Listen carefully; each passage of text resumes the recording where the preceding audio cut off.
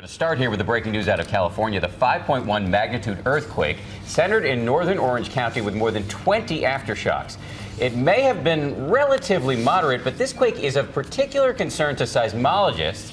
And ABC's Ryan Owens is in Brea, California with more. Ryan, good morning to you. Good morning to you, Dan. We're about an hour east of downtown Los Angeles, very close to the epicenter. As you can see behind me, this road is closed because of one of those rock slides we talked about. And with all of those aftershocks overnight, it's been a very long night here.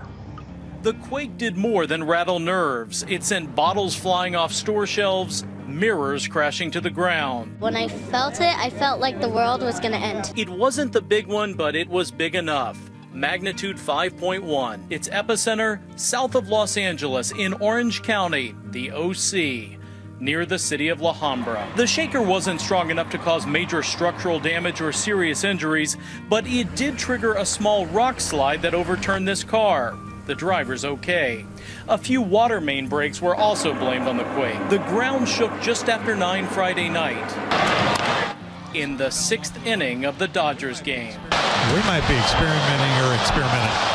experiencing, I should say, an earthquake here. Everyone just stood still. Like, is it happening? Is that an earthquake? This quake comes less than 2 weeks after news anchors ducked for cover during the so-called St. Patrick's Day shaker. More problems for a troubled earthquake. Yep, We're having an earthquake. So no wonder Southern Californians are on edge. Still, this is LA. So plenty of people tweeted about their earthquake experience, and yes, some even took some not so steady selfies as the ground was shaking. Now, as we mentioned, seismologists are particularly worried about this quake because they think this fault may be reawakening. We haven't heard from this particular fault, they don't think, in several decades. They believe this is the same fault responsible for the Whittier quake in the 1980s that killed 8 people and caused more than $350 million in damage. Beyond the reason they really don't want to see this fault wake up again, it runs right through downtown LA. Yeah, the second largest city in the country. Ryan, our thanks to you.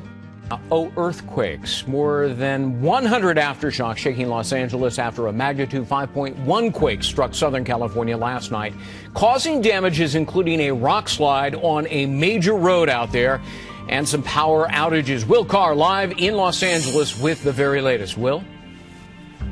Well, Greg, I know you're from this area, so you're probably quite used to things like this. The best way I could describe it is last night, the room that I was in became very wobbly, and people who were actually closer to the earthquake described it as a long, slow roll. Now, we should note that this is the second noticeable earthquake that Southern California has had within the past week. It hit last night at 9:09. It was centered near La Habra, which is about 20 miles southeast of Los Angeles. It was strong enough to cause a rock slide. It flipped a car upside down. Fortunately, the people inside that car only had minor injuries. It knocked goods off the shelves in stores. And check out this picture. It's a bathroom picture. It comes from our producer Janelle's brother who lives in Orange County. You can see that everything fell out of his cabinets in the bathroom. In all, about 50 families ended up being displaced because they had damage to their homes. It also knocked out power for about 2,000 people in the area. Luckily, though, there was really just minor injuries. Nobody was seriously hurt. There were some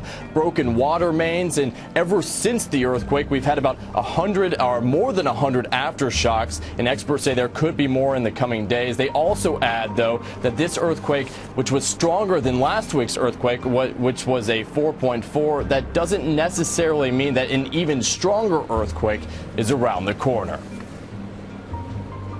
We have never found worldwide a pattern of building up and then you get the really big earthquake. That's not the way earthquakes look like. Most of them are random. So this is a good time to think about, if you live in an area that's prone to earthquakes, about potentially getting an earthquake preparedness kit. Inside that kit, you should have water, canned food, packaged food, and also a first aid kit. And Greg, if you're lazy or you don't have the time to go get that, I looked online. A number of websites have the kits ready that you can buy for roughly between maybe $50 and $100. Oh, yeah. We used to stockpile the water in Los Angeles just for that event. Good advice, Will Carr. Thanks for the coverage. We begin with a major aftershock near Los Angeles. Geologists say the magnitude 4.5 tremor hit near Roland Heights less than 30 minutes ago. This on top of more than 100 aftershocks so far today. After a magnitude 5.1 earthquake jolted Southern California last night, causing widespread damage and forcing more than 80 people from their homes. Will Carr is live in Los Angeles with the very latest. Will? Well, Greg, a lot of people are on edge right now because we're coming off a relatively calm earthquake period. And now within the last week, there's been a lot of activity. You've had these two big earthquakes and then more than 100 aftershocks since last night, including the one that you just mentioned that happened about 30 minutes ago. And this comes while people are still literally shaking from last night. I want you to take a look at this gas station surveillance video. Everything was calm, and then in a split second, the walls start shaking. The clerk bolted. A lot of the stuff behind the counter fell to the ground. That happened just after 9 o'clock last night. It was centered near La Habra, about 20 miles southeast of Los Angeles, and it was strong enough to cause a rock slide that actually ended up flipping a car upside down. Luckily, the passengers in that car escaped with only minor injuries. Nobody was seriously hurt in this earthquake last night. Since last night, like I mentioned, there have been more than 100 aftershocks, and we're told that there could be even more in the coming days. And again, this is the second noticeable big earthquake that we've had in the past week, Greg. And I can tell you that the aftershock that we just had about 30 minutes ago was actually bigger than the earthquake that we had last week. Yeah, you showed us some of the pictures, but overall, how much damage was there across Southern California?